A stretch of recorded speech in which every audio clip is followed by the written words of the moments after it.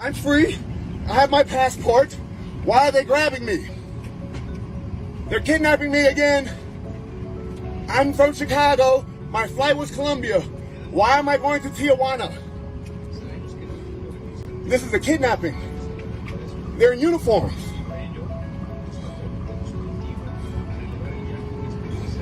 Thank you for participating. I was going to Colombia. I'm from Chicago. I should not be going to Tijuana.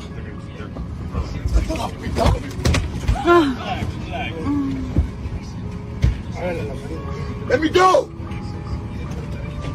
This is kidnapping. Cameras, please. Kidnapping. Kidnapping. I want to go to Tijuana. I was going to Medellin in Chicago. They seen him taking out the trash, and they seen him had a bonfire where he burnt all her clothes. What was captured on camera is similar to what Cortez says he's learned from family. They said he wasn't himself the past few months. He was out of his mind.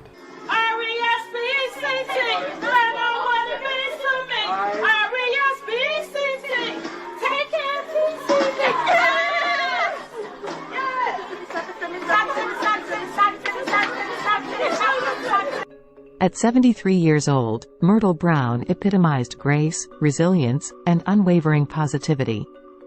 Her character set a standard few could ever hope to match during their time on this earth. She was not just loved but adored by everyone fortunate enough to know her. Myrtle's grace, boundless affection, and love made her a shining beacon in her community, a cherished figure among her peers. Even at 73, there were no signs of her slowing down. But then, one day, she vanished without a trace. But we're going to find out what happened. Because it's not unnormal for my sister to just not answer her phone, don't respond to text messages. People been reaching out to her since Friday. No one was able to reach her. And now I got the call, like I said, this morning, saying that she's missing. So immediately I came out here. And now I find out that my sister's dead. In this sinister twist of fate that we're left with a chilling cliffhanger, Myrtle Brown, once a symbol of grace, now a victim, discovered lifeless. The accused? The answer would unveil a dark and nightmarish truth, a truth that would point fingers at her own flesh and blood. Her own son, Sergio Brown, a former NFL player, stood accused of a crime so barbaric, so brutal, that it defied comprehension. Welcome to American crime, Femicide. Please like, share, subscribe, and hit the notification bell for future videos. Myrtle Jean Simmons, Brown, lovingly referred to as MJ, bore witness to a life that traversed from the humble beginnings of Little Rock, Arkansas, to the infamous Cabrini Green projects of Chicago, Illinois. Her family's journey later led them to the vibrant south side of Chicago, where MJ's path began to unfold. Graduating from high school, MJ embarked on her academic pursuits while also shouldering responsibilities at the post office. It was during this time that she encountered Mario Brown Sr., kindling a romance fueled by their shared love for dancing and card games. Their bond would culminate in marriage, bestowing upon them two sons, Nicholas and Sergio Brown. These young boys, imbued with ambition and intellect, would grow into remarkable men. Nicholas, an entrepreneur and artist, and Sergio, who carved his path to NFL stardom. MJ was their steadfast champion, a familiar presence at their events, beaming with pride. While raising her sons, MJ continued to ascend the corporate ladder, eventually retiring in 2006 from her post office career. Retirement, however, did not dim her zest for life. She embraced line dancing with zeal and dedicated her time to volunteering at Maywood Public School. Her wanderlust took her across the nation, blending adventure with unwavering support for her son's pursuits. MJ was the life of every gathering, a beloved presence cherished by all. Even during the challenging days of the COVID-19 pandemic, her friends and family found a way to celebrate her birthday with a touching, drive-by celebration, a testament to the deep affection they held for her.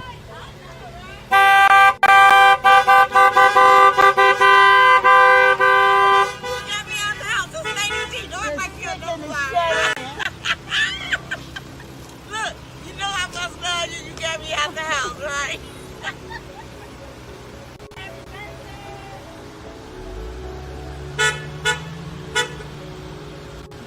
Y'all back again. Let's fucking go around. Thank you.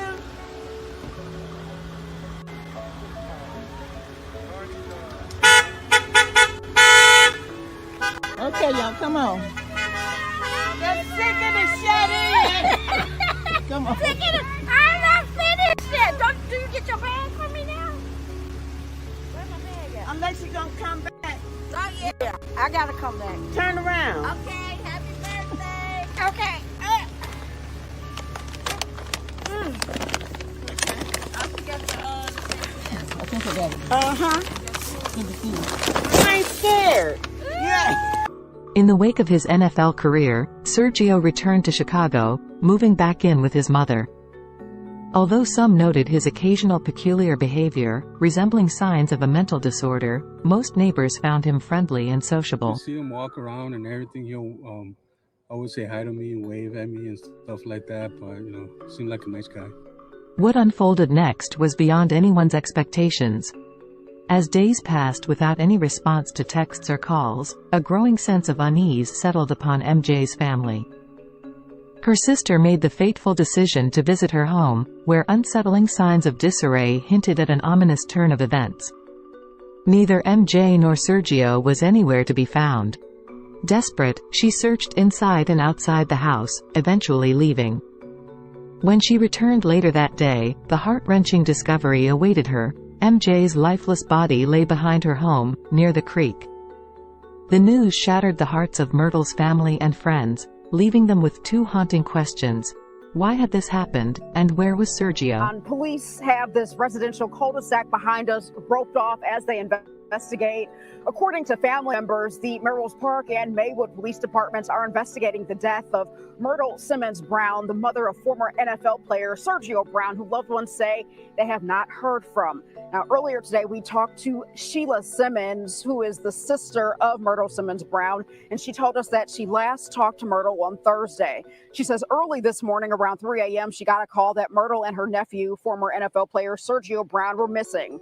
Sheila says she came to her sister and nephew's house in Maywood and noticed things around the house were out of the ordinary. Sheila says she and police searched the creek behind the house and initially didn't find anything. But later in the day, she and family members went back to search and discovered her sister's body in the creek. But we're going to find out what happened. Because it's not unnormal for my sister to just not answer her phone, don't respond to text messages. People been reaching out to her since Friday. No one was able to reach her. And now I got the call, like I said, this morning saying that she's missing. So immediately I came out here. And now I find out that my sister's dead. And of course, this family is devastated. When we last talked to them, they say they had not heard from Sergio. Loved ones also say that Myrtle had just celebrated her 73rd birthday recently on September the 8th. An autopsy conducted on MJ unveiled a grim reality. She had fallen victim to a brutal assault, and her death was unequivocally a homicide. As the search for Sergio intensified, a perplexing turn of events emerged when Instagram posts surfaced. Sergio, partying and carousing in Mexico, shockingly claimed that reports of his mother's death were fake news. Fake news. Fake news. It has to be the FBI that came into my house on Bob Marley's death day with the 511 Agent gas, unwarranted. They kidnapped me twice from home, the Maywood Police Department, right? Chris Football did it twice. Aaron Peppers was there the second time that it happened. It had to be the FBI or the Maywood Police. I thought my mom was on vacation in Sinaloa. Fake news. Damn fake. She retired. If you want to come to me, the Maywood Police got to give me money. FBI had to do it. They got the power to do like that. What's going on? That's fake news.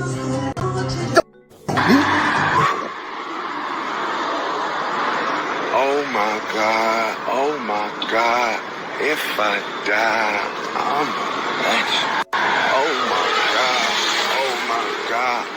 If I die, I'm a legend.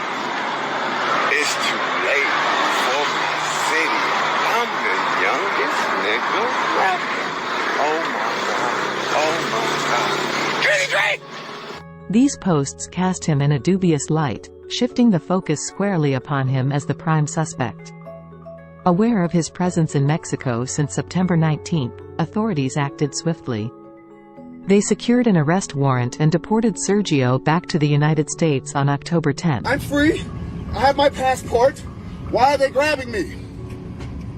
They're kidnapping me again. I'm from Chicago. My flight was Colombia. Why am I going to Tijuana? This is a kidnapping. They're in uniforms.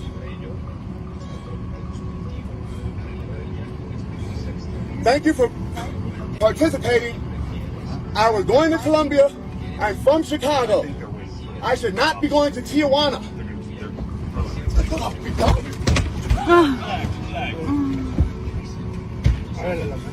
Let me go. This is kidnapping. Cameras, please. Kidnapping. Kidnapping. I want to go to Tijuana. I was going to Medellin in Chicago. Former Jacksonville Jaguars defensive player Sergio Brown is now in police custody, accused of killing his mother last month in Illinois, then fleeing to Mexico. Yesterday, Brown was captured when authorities say he re-entered the U.S. at the Mexican border. He's now being held without bond in San Diego, awaiting extradition back to Illinois. News for Jax reporter Eric Abene joining us live to explain why Brown's criminal defense is going to be a tough road ahead. Eric? Well, Joy, Brown was an NFL journeyman who played here at Everbank Stadium during the 2015 season before he was dropped by the Jaguar organization for underperforming on the field. Well, now he's on a new journey through the legal system, fighting a first-degree murder charge. When Sergio Brown played for the Jaguars, he wore number 38 on his jersey. Now he has a new number, 237-415-97. That's his booking number inside the San Diego County Jail. Brown was booked as a fugitive from Illinois who was wanted in connection with the death of his mother, 73-year-old Myrtle Brown. Last month, her body was found inside a creek behind her home in Maywood, Illinois, a suburb just west of Chicago. The Cook County medical examiner determined she died from being assaulted. Maywood police identified her son as a suspect in her death, but say he had already fled to Mexico. Then on Tuesday, he was taken into custody when he re-entered the U.S. at the border in San Diego. Brown's arrest instantly became a national headline. Anytime you combine courts and sports, people find it interesting. Jacksonville criminal defense attorney John Phillips represents professional athletes and entertainers across the U.S. He does not represent Brown, but says Brown's case is unusual because he's a former professional athlete worth millions of dollars, collecting an NFL pension, and now accused of murdering his own mother. You don't see celebrities or former athletes accused of crimes like this. And when it does, you know, we all lean forward and kind of wonder what in the heck happened. Phillips says whoever is hired to represent Brown will have their hands full. How would you go about representing someone like this if he were to give you a phone call? You've just got to get client control over press, control over the media to try to, preserve his constitutional rights while getting to the bottom of what happened. Brown has allegedly posted questionable comments on social media after fleeing the country. Whoever takes on this case as the lawyer is going to have a challenge because you already have a client who's said things he shouldn't have and done things he shouldn't have. Phillips has ties with the Jaguar organization, so hearing about a former player accused of murder is shocking. Do you ever really remember him? I don't remember him. It looks like he had a journeyman career, which in the average NFL career, it's 3.5 years. He lasted. He did okay. But years after his NFL career ended, something went terribly wrong. And now Brown finds himself facing a legal challenge that could possibly send him to prison for life if convicted. Now, it's worth pointing out that right after Brown had left the country, there were speculations that he may have suffered from CTE following all those years of taking hits in the NFL. However, a CTE diagnosis has not been confirmed. And even if it were to be medically confirmed, Attorney John Phillips says that a CTE diagnosis would not necessarily clear Brown of the charges. Brown is currently awaiting extradition to Maywood, Illinois to face first-degree murder charges. If convicted, he faces life behind bars without any possibility of parole. The family's pursuit of justice offers some solace, yet it cannot erase the searing pain of losing a vibrant, ambitious, and loving mother, sister, grandmother, and friend. Their world was plunged into darkness prematurely and tragically. On Saturday, September 30th, all those who held MJ dear converged to celebrate her life, sharing their final goodbyes as they grappled with the haunting specter of her untimely and shocking departure.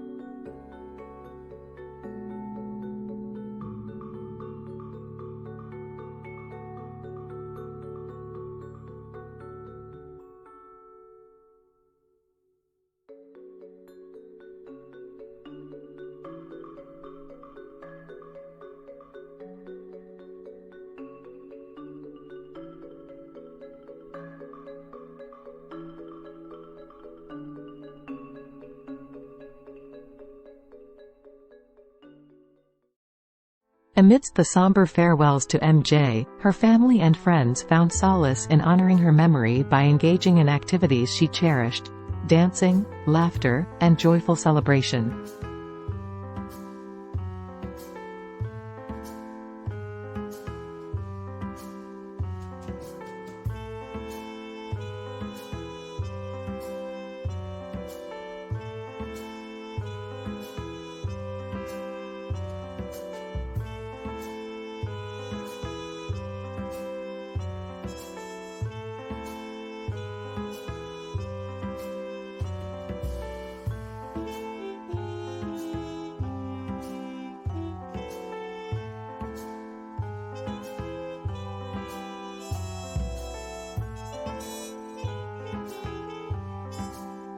Myrtle M.J. Simmons Brown's life was a testament to vitality that transcended age boundaries, leaving younger and older generations in awe. She laughed, she explored, she danced, and above all, she embraced life with an unwavering zest. In this time of mourning, may the family and friends of Myrtle find solace in their cherished memories. Rest in peace, Myrtle, M.J. Jean Simmons Brown, a life celebrated and remembered with love.